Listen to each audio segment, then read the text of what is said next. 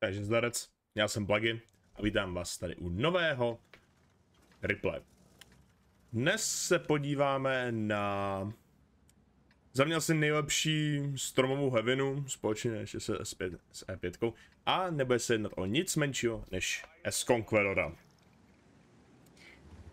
Dopředu nebudu spoilerovat, jak to dopadne, každopádně za mě jako S-Con je jeden fakt jako z nejlepších těžáků, který ve hře aktuálně máme, ještě s 2.6, možná ještě káčkem, E5 a tak.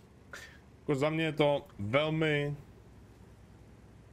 příjemná, ať už po stránce armoru, tak po stránce děla. Příjemná heavina a co k tomu tak dodat.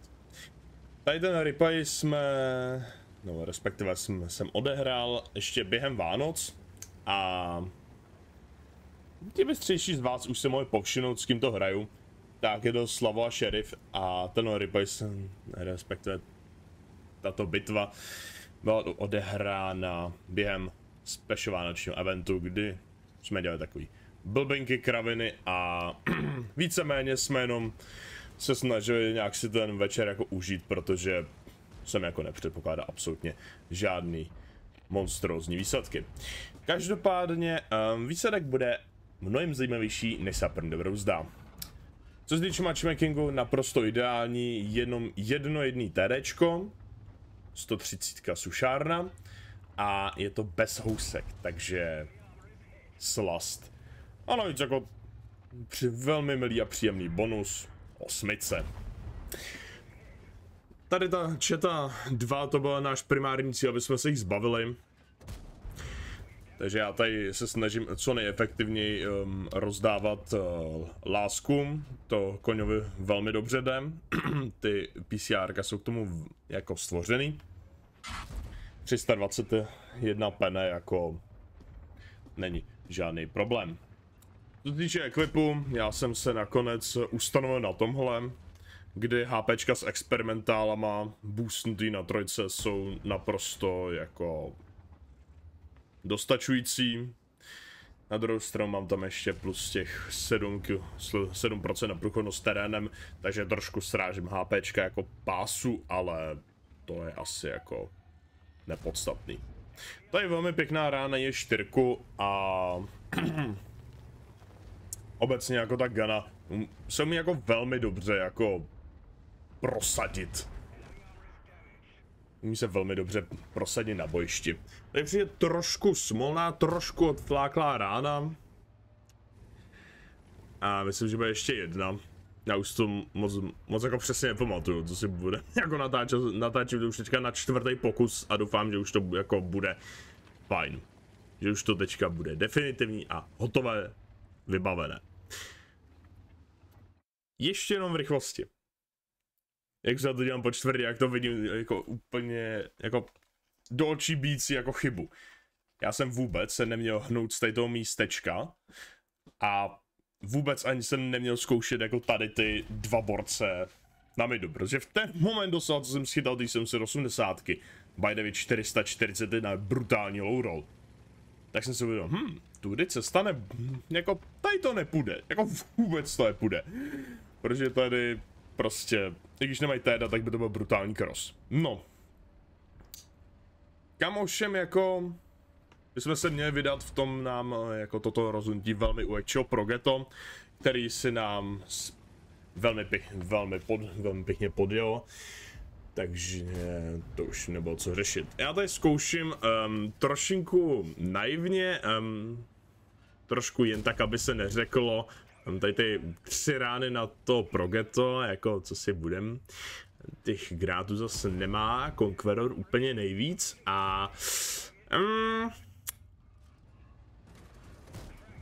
gráty se jako budou ještě hodit. A nechci spoilerovat. Každopádně 4000 damage plus minus a nějakých 2000 rovných HPček. Ale co teď? Co teď, protože přesně v tuto chvíli mě napadlo. Tak, my, nechte se zmást, mám to na přeživší díla. Je to 6 proti 10. Dávám si informace o tom, jak jsou na tom dole, bla bla bla. Ale buď se teďka vrátíme a zkusíme nějakým způsobem se tam přestřelovat s tou 780, nějakým způsobem ho vypnout, bla bla bla a tak. A nebo to zkusíme najet sem do té H9, prostě tady toho cípu a zkusíme tady něco ještě vyhrát. Nakonec teda žádný vracení nebylo a vyjeli jsme si sem. Kde jsem se spotnul a schytal výborný nákuř, takže 1000 HP během 2 vteřin se rozpadlo, rozletěl se do světa. Progeto minus. A já se tady snažím co nejvíc šít do té 780. Co tady bohužel trackujem. Bohužel bohu dík, protože ta 780, dobře, byla by na ránu.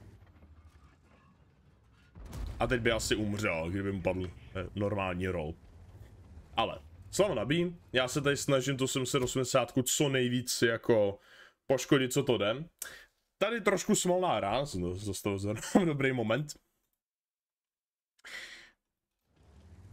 Že to nespadlo na ten spodní plát a snažil jsem se to poslat i na to kolečko. Prostě 780, když nemáte hýtat, tak to není taková slast, jak by mohla být. Naštěstí jejich Leopard není ten nejostřejší penál mezi tuštičkama, takže tu ránu bouncnu a já si udržuji prozatímních 857 HPček. Do 5700 damage. A je to 3 proti 7. S tím, že podívejte se nahoru na A6. Ta striga je spadlá v moři. Takže ve výsledku to je 2 proti 7.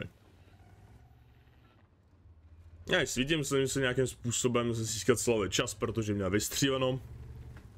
Torino a ty jeho časy dobíjení jsou opravdu hodně šílený a teď to nebude úplně jako veselá.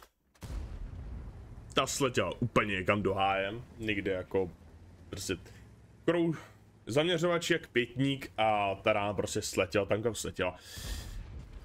Tady o té se vůbec nebudeme bavit, to byste mohli zavolat jako lidi, co se zaobírají paranormálními jevy. A jsem se tady převěl zpátky na to PCR-ko. Tady další smolá rána na Patent the Paina. A na druhou stranu, tady ta farmička, když mě jako neobtěžují Arteny a zároveň mě neobstřelují TDčka, tak je velmi, velmi příjemná. A dá se z ní i velmi získat. Takže 6100 damage. Další do pecna. A já jsem se tady snažil zbavit se co nejrychleji jednoho díla. Když jsem do nastříleného pecna, tak jsem si říkal, hele, i kdyby prostě jako jenom ten peton, tak prostě se ho zbavíme. Tady přijde chyba, to avizuju dopředu. Tady jsem strašně větej. Ta S75 mě furt čumí. Stejně jak to sučko. Dobře, sučko je zetý, ale ta 7, kdy měl topovou gunu, tak s tím budu mít velký problém ještě. On, jak jsem avizoval, má tam malou, ale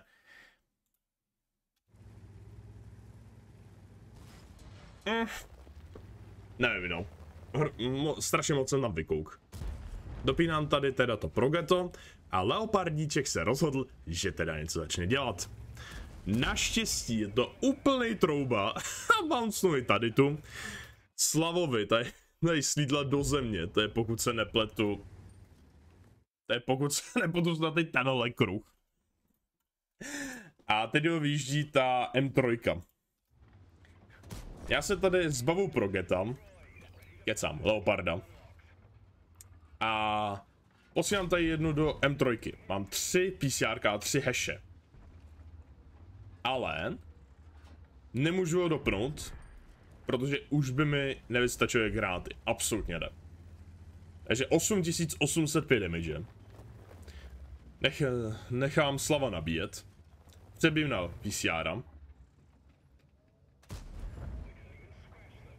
HPčka na pásech asi budou ta cesta více či méně. Tady už jsem si zamířil trošku lépe. 9200. Tady spadne taky dobře. A tady to hečko, místo toho, aby spadlo někam třeba na ten spodní pát, tak spadne do pásu. Do jeho pravýho pásu, někam do středu, to je jedno. No, vystřelím, sučko bouncuje. A já jsem si v tu chvíli říkal, dobrý, to už je hotovo, to prostě jako nedopadne. To už prostě nedopadne, nemám gráty, nebude z toho nic. Takže jsem tady ještě ze zoufalství víceméně poslal ty 75 na střechu, jednu za 114. A naštěstí tady hrdina v SU-130 mi nabídne tu poslední ránu za 573 a díky tomu dostřím 10 000 velmi úspěšně, bez granátů.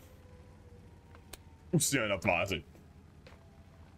Tak, teď už je to víceméně formalitka, kdy já jsem teda se pozdě, ale přece rozhodl dojet si na jejich bázi, aby jsme tady nemuseli nikde honit po všech čertech toho jejich Ebra, který z nějakého mě neznámého důvodu zůstal na té A4 za kamenem. No.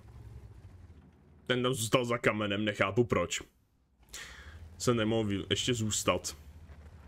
Ale Slav si ho tam jenom podrží a hotovo. Takže, pojďme se podívat, jak to vypadá na papíře. Tak. Když se na to podíváme, tak výhra, Emečko, high caliber, spojenec, ocelová zeď. Víceméně nic jiného tady na té první tabulce. Co je zajímavého, je tedy 10 329, že 3 killy, 1395 base expu. A Slavok tady byl druhý, dobře, 5629, fajn, 7 killů a 290 base, to je taky hodně fajn. Jako na Rhinoceronte, jako 5000 plus a ještě 7 killů, to je taky hodně fajn. Tak, co se týče teda poslední tabulky, tady jako nic asi zajímavého, možná tak někoho zajímá minus za munici, ale to se dalo čekat, když jsem toho full gold i v 8. A jiný možná ještě takový mikro fact, že ta 15 enváků jsem jich poškodil 13 zabil 3. A to je tak jako víceméně všechno. Ta střelba byla více či méně úspěšná. Já mám takovou zkušenost, že to Kongo většinou jako trefuje, je hodně fajn, i ty APčka se dají, ale prostě ty PCRka, to je slast. Jo, navíc ty 120 heše, to je jako taky hodně v pořádku. No co, to bude ode mě pro dnešek vše, já vám děkuji za sledování a uvidíme se buď u dalšího videa, nebo stream. Mějte se a čau.